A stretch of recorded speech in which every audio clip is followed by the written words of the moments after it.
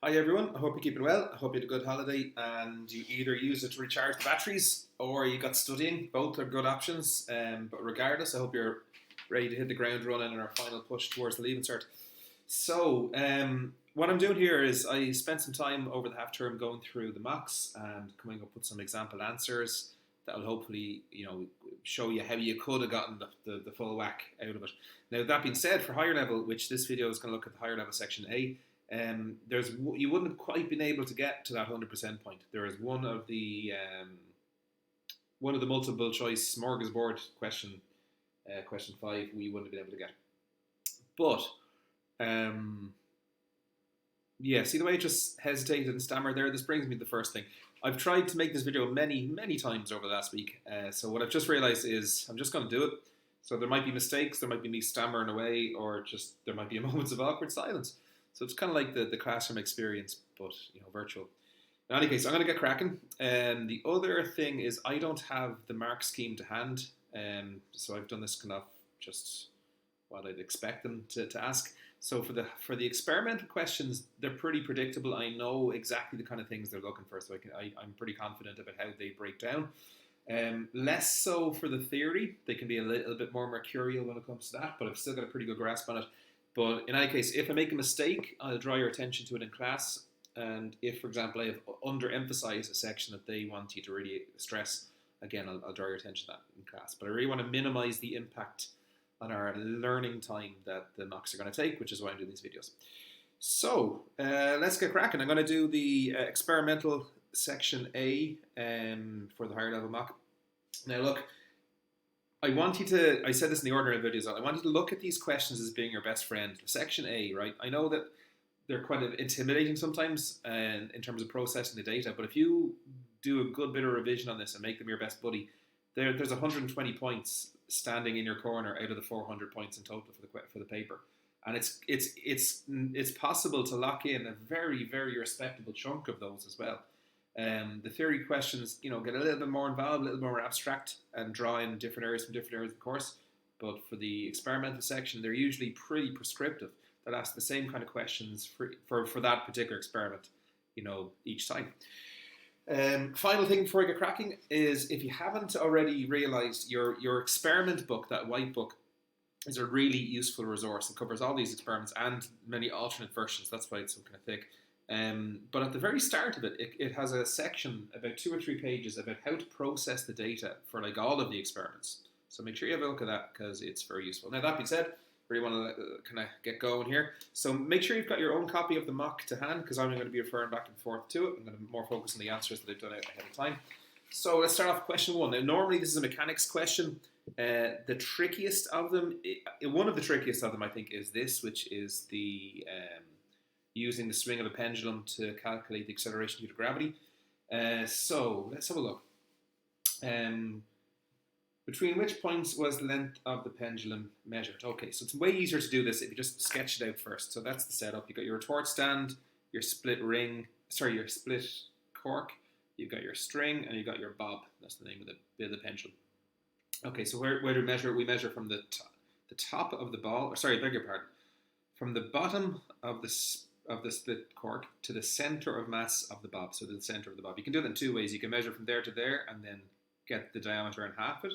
But it's pretty sufficient to say from the bottom of the split cork to the center of the mass.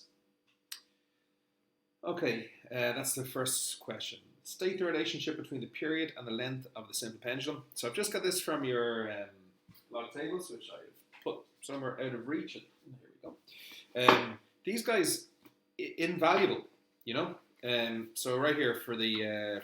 if you're a bit hazy on how to process the data on this one, you could just go to the pendulum section down in aisle 4. Here we go, simple pendulum. The time period is 2 pi root L over G. So if we're going to use this to get gravity, what we're going to do, first off, let's get rid of the square root sign, square both sides of the equation. You get t squared is 4 pi squared L over G. And then we're going to rearrange it. You could rearrange it to be L is G over 4 pi squared multiplied by t squared. So why are we doing this? Well, if you graph L on the vertical, and t squared on the horizontal. And this essentially becomes your vertical is y equals mx, y equals mx plus c. So this component here is your slope. All right. So yeah. So again, like I said, guys, if I stammer, I'm just going to keep going because otherwise this will be take 16 or something. So yeah. So the length is slope times t squared, and the slope is g over 4 pi squared. So if we do this graph and get the slope, we can then rearrange this, multiply it by 4 pi squared to get g. But I'm getting a little ahead of ourselves. Let's go back to the question. State the relationship. Boom. Use the data to draw a suitable graph to verify this relationship. Here's one I prepared earlier for the sake of speed.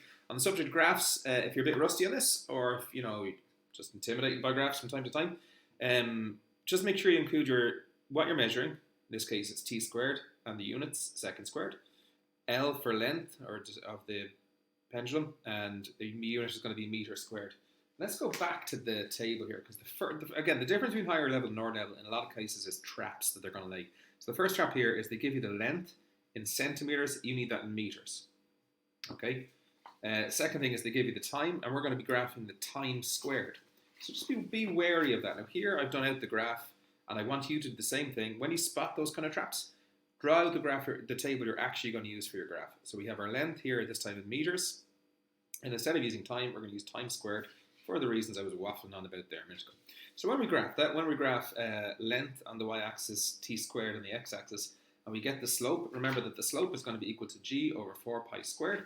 So let's do that. Let's get the slope. Choose any 2 points on your line the best fit after you've drawn the graph neatly. Make sure you've included your units and what you're measuring.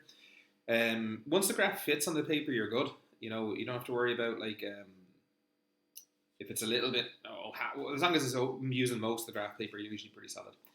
Now that being said, this first graph was one of the most awkward. I found this kind of tricky to do myself. Actually took a couple of goes, if I'm being honest, whereas most of the time you fly through it. So just, be careful when you're choosing your axes, whether to go portrait or landscape. Just make sure you've got enough room that you can divvy things up in a nice, neat way, and then you've also got room to include your units and labels. Anyway, preaching to the choir here, guys, but let's keep cracking on. So, measure the slope. So I've chosen my x1, y1, my x2, y2 as 1, 0.24, 3, 0.75. I've left out units for the sake of convenience here until the end. So, rise over run, 0.51 over 2 gives me a slope of 0.255, and that's going to be in meters per second squared, because it's meters in the y divided by run, s squared. So earlier we said that the slope of the graph multiplied by 4 pi squared gives us g. So if you multiply the slope 0.25 by 4 pi, I forgot the square there, it should be there. You get, I got 10.066, so I've probably overestimated the slope a little bit here, but it's pretty close to 9.8. Okay, final part of this question. Besides recording the time for 30 oscillations, state the 2 precautions that should be taken to make a more accurate value of C. Do you know what, guys? Where's my manners? Okay, my manners are falling apart here because that's the other trap that I just glossed over there. The time they give us in the graph is for 30 swings. So to get the time for one, we've divided by 30. That's where I got this 1.093, 1.273. So you divide the time by 30, and then you square it. It's not a nice start to the paper, but there it is. Okay, what else can we do? Use the graph to calculate value done. Besides recording the times, 2 precautions that should be taken to ensure a more accurate value. Sorry, turn off the light there. Use only small angles of swing, because it's a small angle approximation, only works for very small angles. Use an inextensible string so it doesn't stretch, and use a small heavy bob to make sure that the string is taut. Nasty enough first question. I'm guessing that many of you might not have opted for it. Question 2, a little bit nicer. So, and a little bit more recent as well. We've done this one in a lab fairly recently, but let's have a look. Measuring the latent heat of fusion of ice. And again, make sure you've got the copy of the question in front of you. It'll make this a little bit faster. I'll make all of these answers available to you when we're back in school, if you can't read my writing or if I'm going too fast or whatever. So, let's get moving. Question 1, why did the student use warm water? Well, let's just remind ourselves of what the experiment involves. You take a calorimeter with some warm water in it, you put in some ice, you measure the temperature before, temperature after, and the ice will have cooled down the water. The rest of it is details, that you've got to make sure that the ice is dry, that the ice is crushed, and it's at 0 degrees Celsius. And that's kind of where we're going next. So let's look at it. Why did the student use warm water? And what would have been the best value for room temperature to ensure the most accurate result? Okay, so use warm water to speed up the melting of ice so it goes fast enough for us to get a measurable answer. And as for room temperature, it should be somewhere in between the starting and final temperature involved, or at around 20 degrees Celsius, 25 degrees Celsius, thereabouts. Question 2. Why was it necessary to use dried ice at 0 degrees Celsius? And how did the student ensure that the ice was drying at 0 degrees Celsius? And they're being sneaky here. There's quite a lot in that question, and you have to be very explicit about answering each one. So let's look at it. Why was it necessary to use dried ice? So first off, drying the ice, to make sure that, so that only ice was added and not water. Have I fallen into my own trap here? I'm missing a bit. No, okay. So why was it necessary to use dried ice at 0 degrees Celsius? The only ice was added. Sorry guys, the reason I'm missing here is I realised I left something out of this. Because I haven't addressed the 0 degrees Celsius part here. So the only ice was added, not water. That affects why you use dry ice. But as opposed to why was it necessary to use ice at 0 degrees Celsius? So that it was melting. So it was at the melting point and it didn't, none of the heat was lost in bringing it to 0 degrees Celsius. Okay, so how do we achieve this? By drying the ice with a cloth. That's how we got it dry, so there's no water attached. And using a thermometer to ensure that it was 0 degrees Celsius when we've done it. Sorry, I've lost my pace a little bit there. Let's get back to it. Question 3. How is the mass of the ice measured? Well, you measure the mass of the whole thing at the end, which includes the water and the melted ice. And beforehand, you'd measured the mass of the calorimeter with the water, and you just subtract them. And that gives you the mass of the ice, of how much is melted. Use the data to calculate the specific latent heat of fusion of ice. Okay, I'm just going to slow down and zoom in a bit here. I know we're already pushing the 10-minute mark. I'm trying to keep this as brief as possible, but this merits slowing down. So there's a few traps involved, as always. The first one being they give us the masses in grams. We do not like grams. We like kilograms, people, so make sure you're on top of that. I use M for mass. The little C subscript here is the mass of the calorimeter, the mass of the water, the initial temperature of the water, final temperature of the water, mass of the ice. And we have to do a little bit of calculation here because the mass of the water is the calorimeter with the water minus the calorimeter. And the mass of the ice is the mass of, just like we explained a moment ago, the mass of the whole thing, the 138.5 grams minus the 122.4. So do all that out before you go into your calculation, before you go into your formula or anything. Just write out each quantity so you're not getting confused. There's 2 temperature changes involved. The temperature change of the ice, which went from 0 to, I think it's 8 Celsius. What's the final temperature? Yeah, 0 to 8. And then the temperature of the water goes from its starting point of 29.5 to 8. So it's cooled by 21.5. Okay, on to the actual calculation. Quite intricate, a lot going on. So let's have a look. But at its core, it's a very simple idea. This idea that the heat that is gained by the ice would have been lost by the other stuff. All right, so the heat gained by the ice would have been lost by the water and the calorimeter. The heat gained by the ice is going to come into 2 kind of sections. Some will be used to melt the ice from a solid into a liquid, and some is going to bring that melted ice, which is at 0 degrees Celsius, up to the final temperature. So writing this out in terms of symbols, my slice, the mass of the ice times the latent heat of the ice, that's the energy needed to melt the ice. The mass of the ice times the heat capacity of water times the temperature change of the ice, that's the energy needed to bring the ice up to its final temperature. We use the capacity of water here because the ice would have melted. That's why it's a bit confusing. If you see that, that's why that's there. And that's going to be equal to the heat lost by the calorimeter of the water, which are both heat capacity calculations. Mass times heat capacity times change in temperature. Okay, so we're looking for just this guy here. We're looking for the latent heat of ice. So we do a little bit of algebra. Bring this fella across. So subtract it from both sides, whichever way we want to think about it. And then bring the mass across and divide it in. And gives us this whole mess divided by the mass of ice will give us our latent heat. I'll be giving you all these calculations for you to look at if you want to have a bit more time with them. So I got a value of 330,434.8 joules per kilogram. That's reasonably close. I think the calculated value is like 35. Could be off by a 0 here. It's a bit embarrassing, but I'm pretty sure that's okay. We'll check it again some other time. That's question 2. I hope you're not finding the pace frustrating, guys, either too slow or too fast, but I'm trying to keep this video down below 25 minutes if I can. That's the target, 20 possible. Anyway, to see stretching it out by talking, let's go on. Question 3, you would not have been able to do yet. That's in the sound unit, which you'll be doing when you come back. Question 4, Snell's law. Good old Snell's law. Okay, nice, reliable. Let's see how it goes.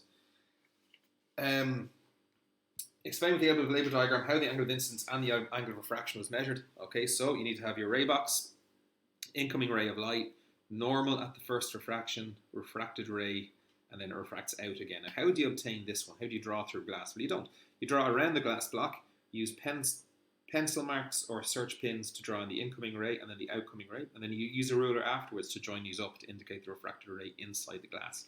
You got to make sure you label your normals. Make sure you have a little arrow showing the direction the light is going in. This is the angle of incidence. This is the angle of refraction. We don't really have to do the second set, I think, but we did it just for to be comprehensive. Speaking of being comprehensive, they do say explain with the aid of the diagram. So we do have to actually explain here. We don't have to just do a diagram. So I've been very explicit. Some would say pedantic here, but here's how we do it. Use pins or pencil marks to trace the ray of light, leaving the ray box. I'll just scroll down a little bit. Scroll up. So use pencil or search pins to mark in this ray of light. Draw around the glass block. Indicate where the ray block comes out again. Where the ray comes out of the block. Join them with a ruler. Mark in your normals. And you've got to be really pedantic here, guys. Tell the examiner that you use a protractor to measure angles. As ridiculous as it sounds, sometimes you give them no excuse to not give you the marks. If you can undouble negative that sentence, just be as detailed as you can. Okay, so that's question 1. Explain with the label diagram done. Draw a suitable graph that verifies Snell's law. Okay, number one trap people fall into with this one is they just graph this. Incidence versus refraction. But you got to remember, that's not what Snell's law is. Snell's law is that the refractive index of material, that constant value, is sine I over sine R. So what that means for you is you have to do a table of that. So there's the results they give you. You're going to have to do a second table with sine I and sine R. And then we're going to have to graph it. We're going to graph it, and, well, I have already. So there's a graph. Like always, make sure you include your title. In this case, there's no units because sine is a unitless ratio. So sine I, sine R. There's my line of best fit after plotting my points. I've chosen these 2 points for my slope. You can choose any, but I recommend using something nice and easy like 0.1 and what is here, 0.5. Just nice round numbers for my horizontal bit, and then it's going to make the maths a little bit easier. So where are we on to? Draw a suitable graph to verify Snell's law. Done. Use the graph to calculate the value for the critical angle of the glass block. Okay, well, first step here. Let's get the refractive index of this material. By using the graph, getting its slope, that will tell us the refractive index of the material. So the slope of the graph is n. I've chosen my 2 points here, 0.01, 0.15, and it's a rise over run, giving me a slope of 1.475. Now, why did I do that? Because we need to get the critical angle, is what we're looking for. Use graph to calculate the value for the critical angle of the glass block. So we go to our results, our log tables here. N is equal to 1 over sine C. Just in case you have to think I'm plucking this out of thin air, let's take a moment and have a gander at that. And refractive index, where do you live? Around here, somewhere here. There's a couple of entries. Have I gone past it? Yeah, I have. Okay, so there we're going this. N equals sine over sine R, and N is also equal to 1 over sine C, and that's what we're going to use. Now that we've calculated the refractive index, let's use it to get 1 over sine C. So if N equals 1 over sine C, then sine C is 1 over N. Just doing a little bit of algebra there. So 1 over 1.475, you get the inverse sine of that, and make sure your calculator is in degrees. It'll give you the critical angle for this glass block of 42.68. So that's the angle at which you have to go, for total Turner reflection, has to be greater to that angle. Okay, why would the values for the angles of incidence be more accurate than those for the angles of refraction? Well, because the changes in the angle of incidence are much smaller, so you're going to have more percentage error than the angles of refraction. Okay, that was question 4, the Snell's law jobby. So let's go on to question 5, which I think is our last one on this video. Okay, it's a potential difference versus current for a nichrome wire jobby. Let's have a look. Okay. Draw a circuit diagram for this experiment. So first, the reason I've got two here, right? This is the circuit diagram that your experiment book will have in, which has your potential divider, your rheostat variable resistor, which alters the voltage going in, a voltmeter to measure the voltage going across the wire, and the current to measure the current going through your wire. We used a slightly different version. We didn't use the variable resistors because we don't really have many, and also we used a variable power supply instead. We could alter the power. We could alter the voltage of a power supply. So that's the one we did. Both are perfectly acceptable, but you have to indicate that you've got a variable power supply that you can alter. It's pretty important that you draw attention to that.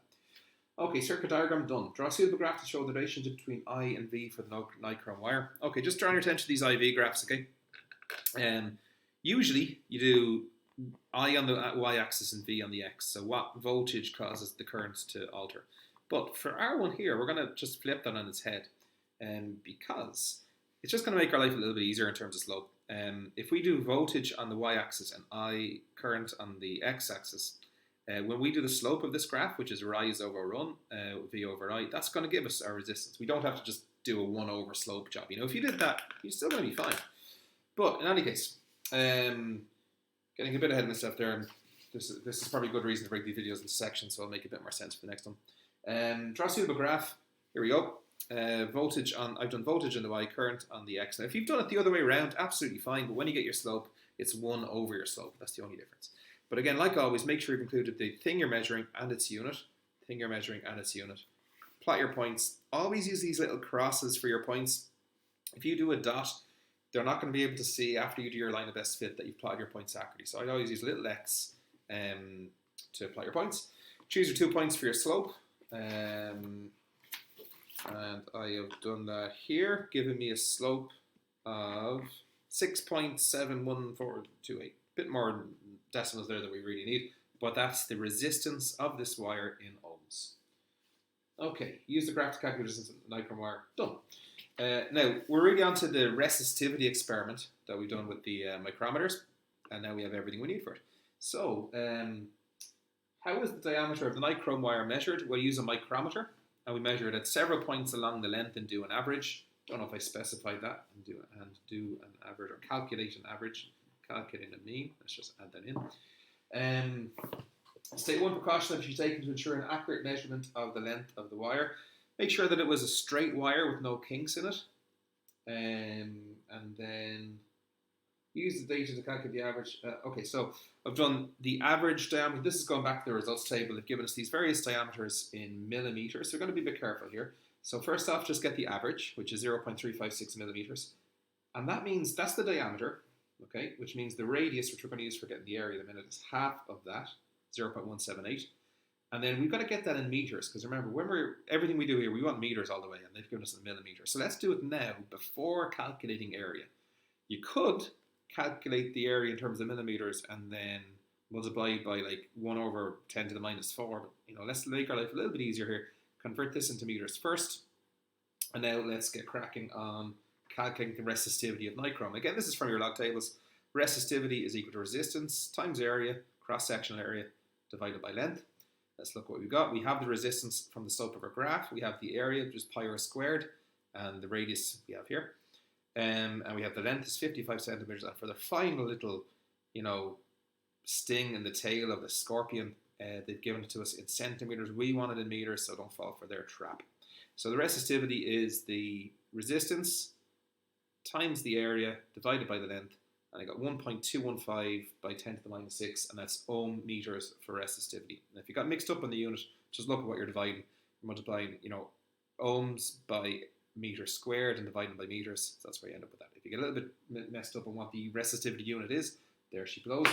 Other thing about resistivity is there's a table of fundamental constraints.